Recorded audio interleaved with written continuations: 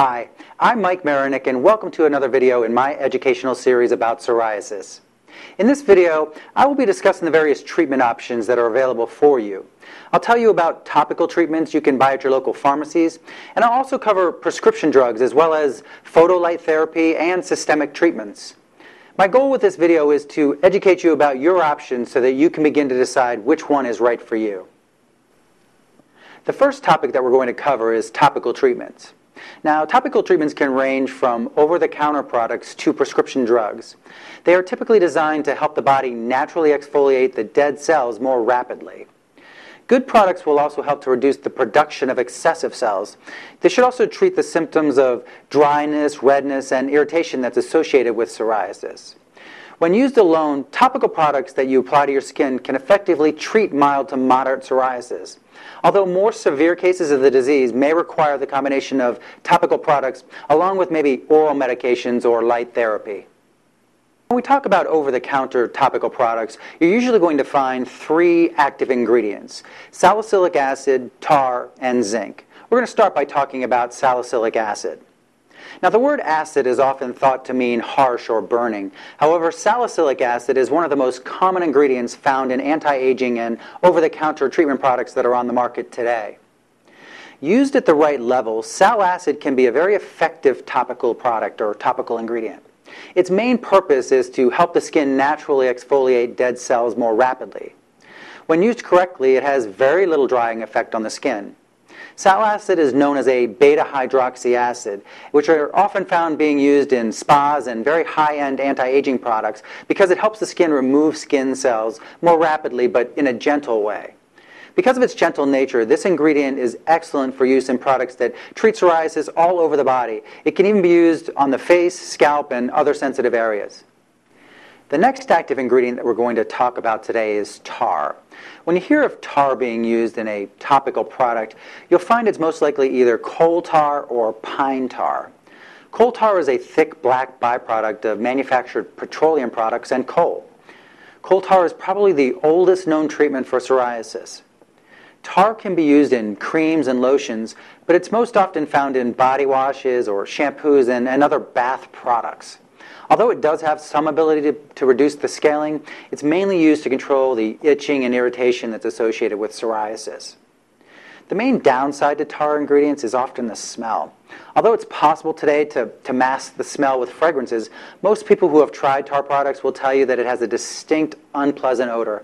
It's also quite messy and can stain your clothing or even your bedding. Another active ingredient that you'll find in some topical products on the market today is zinc and zinc pyrithione. And these ingredients have been used in numerous topical products throughout the years. However, there has been quite a bit of controversy surrounding this ingredient. Zinc has antibacterial properties and is most commonly found in dandruff and seborrheic dermatitis products. In the 1990s, several popular zinc-based products were found to have steroids or corticosteroids in them, and they did this without revealing this information on the labeling. And since steroids are considered drugs by the FDA, these products were quickly pulled from the market, and then they reappeared later reformulated. In general, zinc appears to be safe for topical use, but its effectiveness is still questioned by many. When choosing a topical product, you also need to be concerned about the moisturizing properties that's associated with the cream or lotion that you choose. Moisturizing creams alone will do nothing to treat or heal the psoriasis. However, they can be very effective in reducing the itching and dryness that's associated with the disease. More effective topical products will contain an active ingredient along with rich moisturizing ingredients. The next treatment option that I'm going to discuss is prescription topicals. I'm simply going to list some of the most popular prescriptive products that you have to choose from. You've probably heard of many of these products on TV or read about them in magazine ads, and the top 4 prescriptive psoriasis products are Humira, Amivive, Enbrel, and Remicade. And if over-the-counter products are not working for you, then you need to talk to your doctor about getting a prescription. You should also discuss the benefits and the side effects of long-term use of these products with your doctor.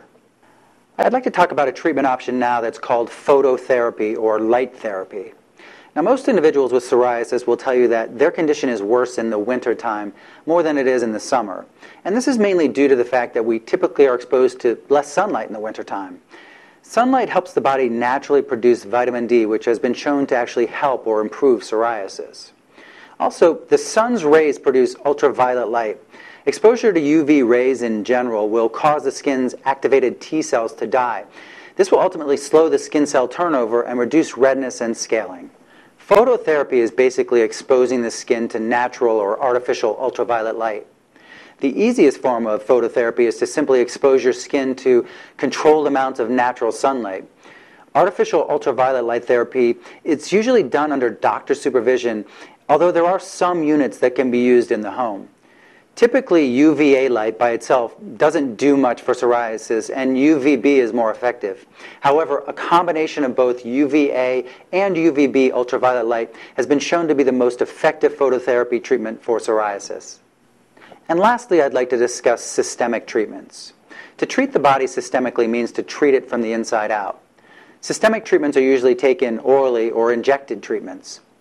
Systemic treatments are usually a last resort for people who don't typically respond to topical treatments or for those that have psoriasis over a large area of the body.